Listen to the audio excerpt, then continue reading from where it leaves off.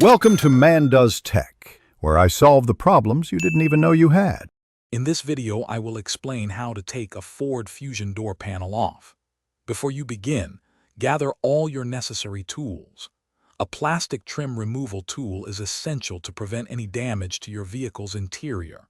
You will also need a Phillips head screwdriver and a small flathead screwdriver for various fasteners.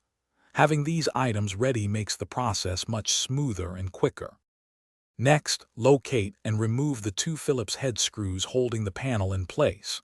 One screw is typically found behind the door handle, often hidden under a small cover. The second screw is usually located inside the armrest pocket. After removing these, gently pry up the window switch panel using your plastic trim tool to disconnect its electrical connector.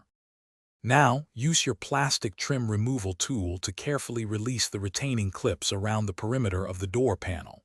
Start from the bottom and work your way up the sides, gently prying outwards.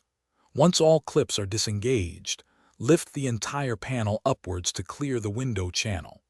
Remember to disconnect any remaining electrical connectors and the door handle cable.